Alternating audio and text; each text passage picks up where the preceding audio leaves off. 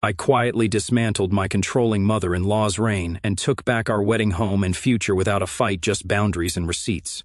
I got engaged to Mitchell, my boyfriend of 2 years, during a quiet weekend at a lakeside cabin. We were both 29. He had packed a small dinner and proposed just after sunset on the dock, with nobody around but a few lazy ducks floating by.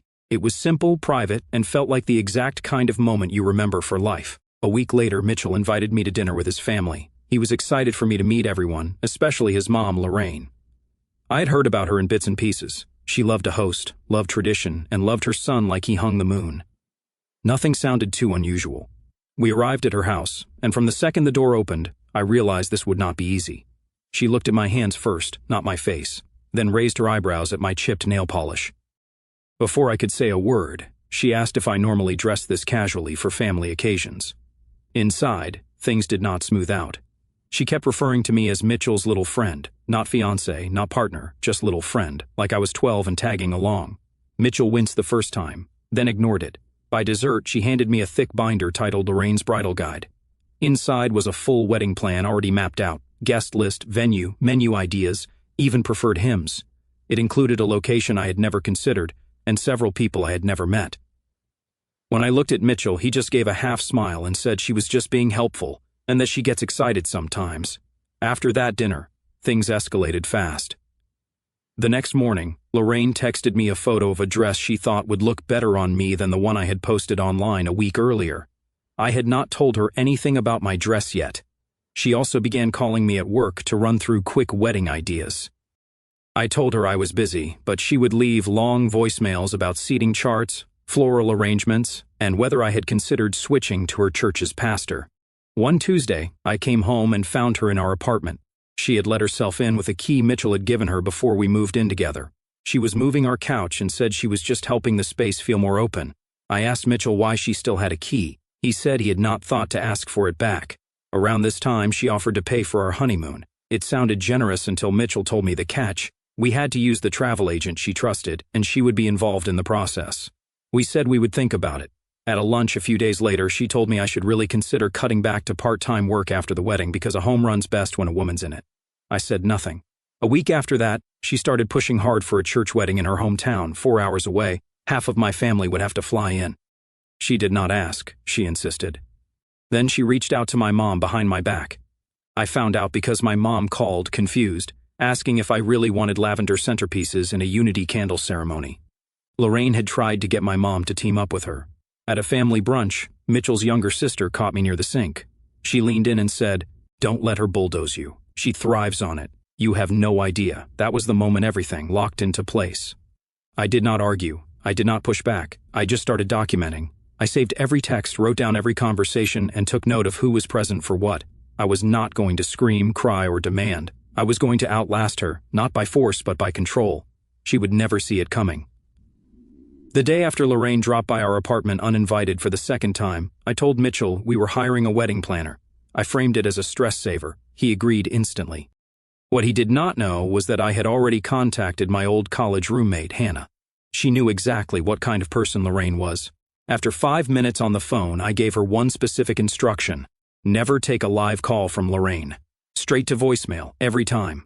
We had another quiet talk about the honeymoon offer, too. We thanked Lorraine, made polite noises, then booked a smaller, simpler trip with our own savings. We left the receipt folded in a drawer and never mentioned it again. When she eventually asked what we had decided, Mitchell told her we were still finalizing the details. From that point on, I started giving her harmless, outdated updates. I told her the cake flavor had been chosen, it had not, and said we were looking at a florist she suggested we were not. I let her talk in circles while I took notes, keeping her 3 steps behind. That week, I noticed something strange. A framed photo on our shelf had shifted. A small vase I kept near the kitchen window was turned around. Mitchell had not moved them. I checked the hallway camera feed. There was nothing because we did not have one yet. I ordered a cheap doorbell camera that same night and installed it by the weekend. 4 days later, I caught her. She used the old key, walked in mid-afternoon, and spent 15 minutes tidying up. When I confronted her about it calmly, she said she was checking if we needed groceries. I told her we did not. That led to another long night with Mitchell. He asked me to be patient, saying his mom just had a hard time letting go. I told him I would not stop him from seeing her, but she was not walking into our apartment again unless I said so. He did not argue. A week later, Lorraine invited us for dinner. I agreed to go just to avoid escalation. She cooked something elaborate, as always. It was not until I took a bite that I realized she had spiced the dish with the exact ingredient I could not eat, the same one I had told her about before. Mitchell noticed too, especially when I had to excuse myself halfway through. Lorraine acted surprised, too surprised. After that, I pulled back from family events. I made vague excuses, busy with planning, not feeling well. But I started meeting up with Mitchell's sister separately.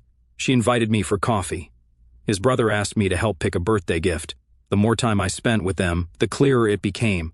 Lorraine was not just difficult with me. She was a storm that passed through everyone's lives. Without me present at big dinners, Lorraine flailed. She tried to take over conversations, but they would not hold. She did not have a foil anymore. The drama thinned out. People started noticing. 3 months after the wedding, Lorraine started dropping hints, asking if we were trying yet, mentioning cribs and nursery colors. Every suggestion was wrapped in pretend curiosity. One day, she sent a link to an article titled, "Top 10 Signs You're Ready for Grandkids." I did not respond. Instead, I sat Mitchell down. I told him we needed to get certain things in writing, who had access to our home, how joint finances would be handled, and how big decisions were to be made. It was not emotional, it was a boundary-setting exercise. Mitchell hesitated, saying he agreed in principle but warned me it would hurt his mom's feelings. I said, "Then she'll be upset." We drew up the agreements, a shared calendar, shared passwords for financial apps, and locked up the spare keys. After that, things began shifting. Lorraine would ask Mitchell about the wedding plans, and he would just nod vaguely. She started repeating herself, unsure of what she had already been told. She stopped getting real-time updates. For the first time, Mitchell started keeping things from her on purpose. He did not tell her where we were going for the honeymoon until we had already landed.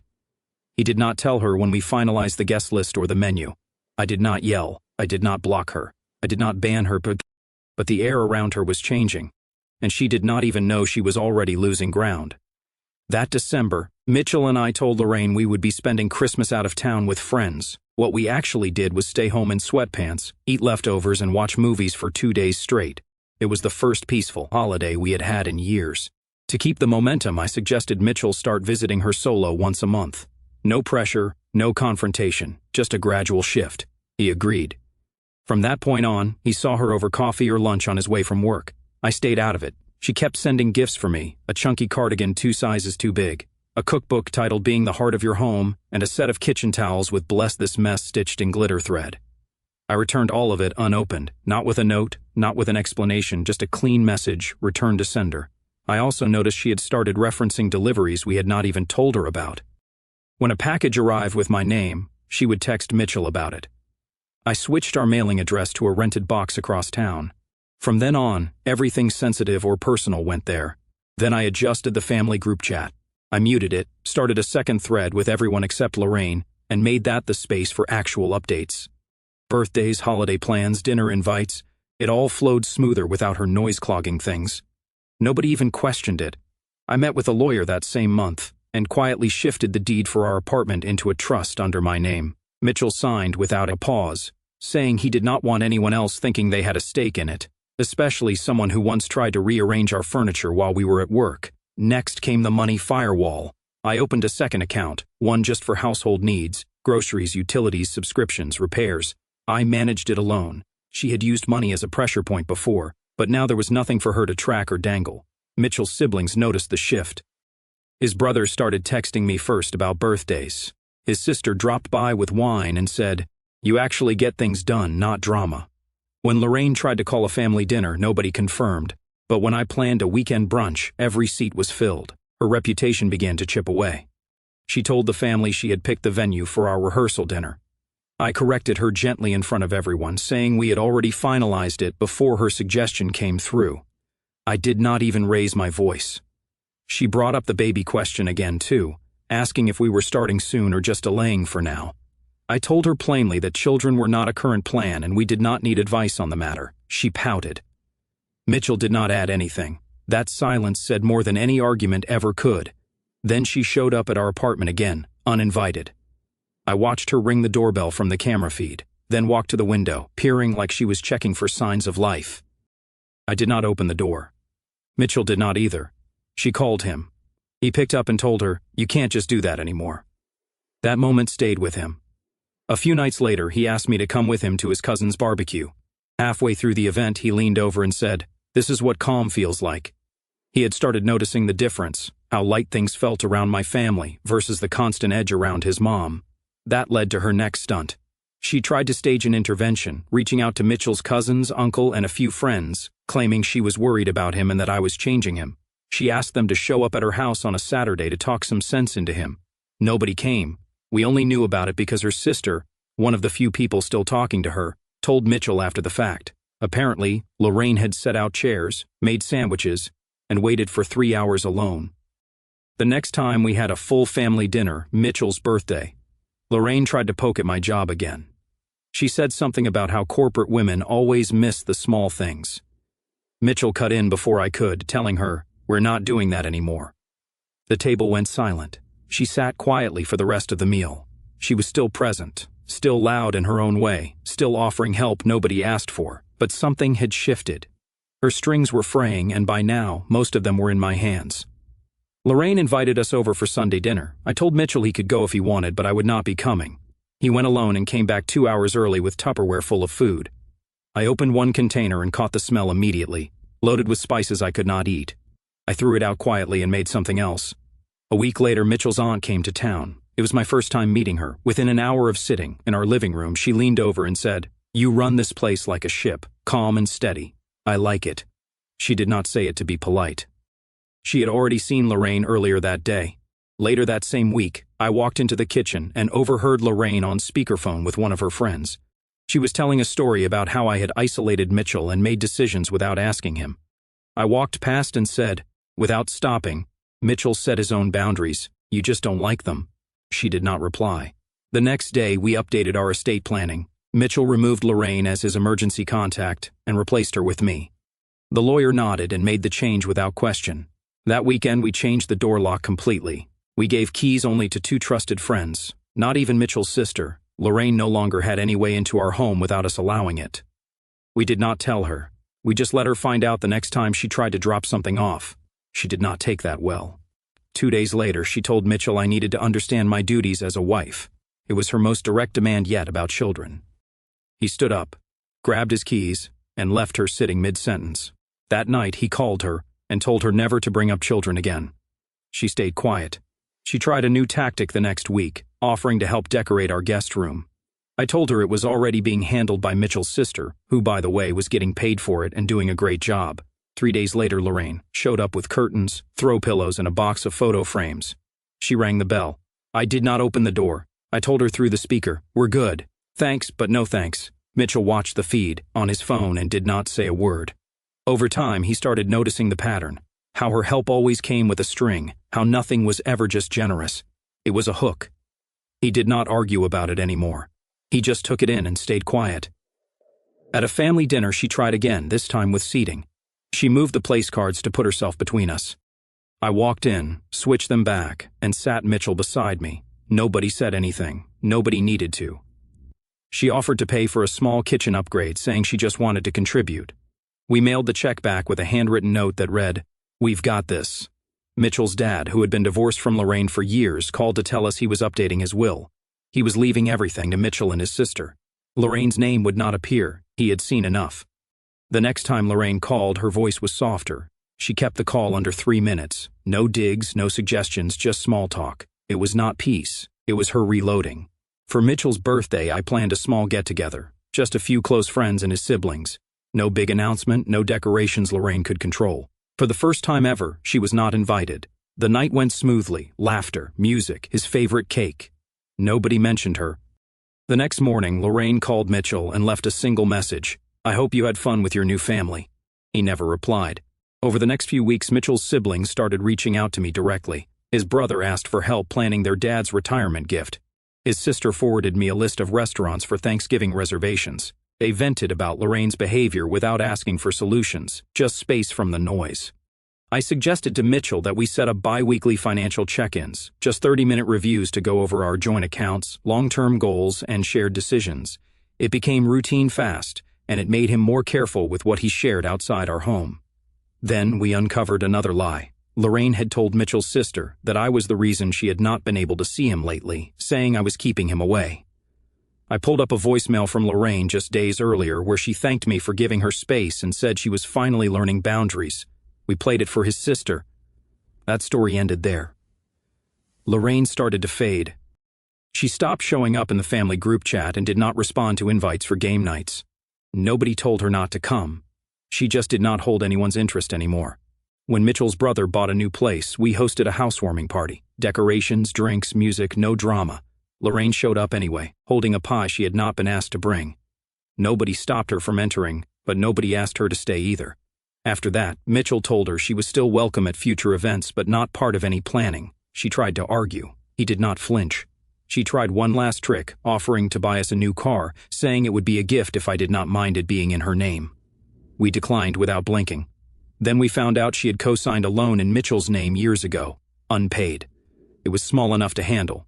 So Mitchell paid it off that day and then called her to say it was the last time she would ever make a financial decision on his behalf. His sister finally snapped during a quiet dinner, telling Lorraine to stop turning every conversation into a guilt trip. Lorraine did not call her for 2 weeks. She started offering babysitting for when the time comes. We both just smiled and said, "We already have our backup plans." I kept a folder of screenshots, voicemails, and financial history. Every manipulated moment, every subtle push, just in case she ever tried to flip the story. Then came the call. Mitchell told her, clear and calm, that he did not need a mother who competed with his wife. She cried. He waited. She tried to twist it. He stayed quiet. By now, nobody had locked her out. Nobody banned her. She just faded into the background, not because we forced her out, but because she built the corner she ended up in. When November rolled around, Lorraine announced she would be hosting Thanksgiving.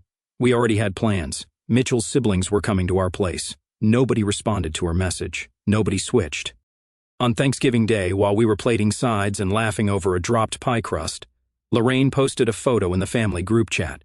A perfectly set table, empty chairs, no people, no caption. No one replied.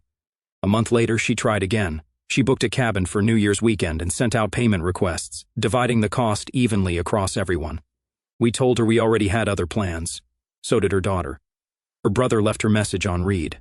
Mitchell's sister came over to help prep for our small New Year's dinner. While peeling potatoes, she told us Lorraine had tried guilting her into skipping it, saying she was choosing sides. Instead, she stayed late with us, helped set up the fire pit, and toasted at midnight. We stopped mentioning Lorraine unless necessary. No recaps, no venting, no debates. Without that oxygen, her presence in our life went quiet. One morning, Mitchell got a call from a distant cousin. The old family piano, the one he used to play as a kid, had been sold. Lorraine had not told him, just sold it off, saying she needed the space. Mitchell did not yell. He did not ask her why. He simply never called again after that. She reached out weeks later, asking for help covering a small medical expense.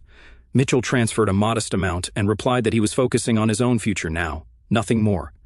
When we paid off our home, we did not tell her. We had champagne with his siblings grilled outside and framed the final payment receipt on our wall, quietly, fully ours. Mitchell got a promotion around that time, too. A dinner was held in his honor. His team, his siblings, a few close friends.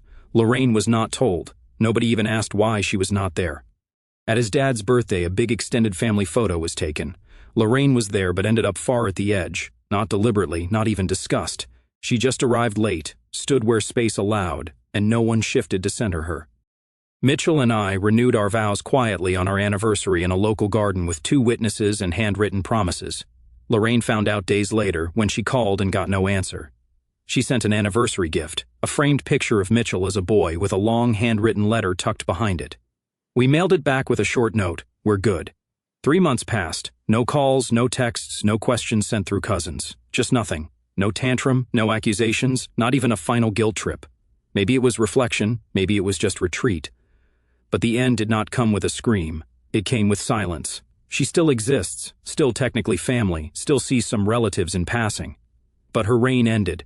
Not with the door slammed shut, but because no one was holding it open anymore. She reached for control one too many times, and when she opened her hand again, there was nothing left to grip. It had been nearly 5 years since Mitchell and I got married. Lorraine had not stepped inside our home in over 2 of those years. There was no final argument, no slammed doors. She had not been cut off with ultimatums or announcements. Just slowly, piece by piece, she was removed from relevance. Her access slipped. Her influence faded, and we did not chase after her. We bought a second property, our first rental investment, a big milestone. We did not mention it to her, not out of spite, but because her opinion did not matter anymore. At family events, her voice had no weight. She sat off to the side, trying to join conversations that did not slow for her. Even the cousins who once hung on her, every word had shifted. They now came to me for recipes, asked Mitchell for career advice, and invited us to host holidays that year. Every invite she sent out was ignored, except by her sister. Mitchell's father passed a few heirlooms to us, quietly, no ceremony. He just said, "I'd like them to stay somewhere peaceful." We found out we were expecting not long after. We told no one outside his siblings for months. When we finally shared the news with the wider family, we added one simple line. "We've chosen the name already. No suggestions, please." Lorraine eventually asked Mitchell what the baby would call her. He replied, "We'll see how involved you are first." That ended the conversation. Our daughter was born healthy. Mitchell's siblings came to visit. Lorraine did not, though we knew she knew. A gift basket showed up a week later. Wrong name on the tag, no card. We dropped it off at a shelter the same day. When family photos were taken, Lorraine was not in any of them. Not excluded, just never there. We updated our wills soon after. Legal guardianship, asset access, all reassigned. Lorraine's name did not appear anywhere. Her power was not taken. It simply expired. She kept playing the same games. We just stopped playing back. Throughout this slow, deliberate dance with Lorraine, I often felt like I was walking a tightrope between resolve and restraint. Every uninvited visit, every pointed comment, stirred a quiet storm inside me. Anger that wanted to erupt, frustration that begged for a sharp retort. But I swallowed it, not out of weakness, but because I knew losing my temper would hand her the control she craved. There were nights when I lay awake, replaying her words, her intrusions, feeling the weight of her presence like a shadow I could not shake. It was exhausting, holding that line, keeping my voice steady when all I wanted was to scream. Yet, with each small victory, every boundary set, every plan quietly rerouted, a spark of triumph grew. I felt a fierce pride in protecting the life Mitchell and I were building, not with loud battles, but with careful, unshakable steps. When his sister leaned in at that brunch and warned me not to let Lorraine bulldoze me, I felt a surge of clarity, like a fog lifting.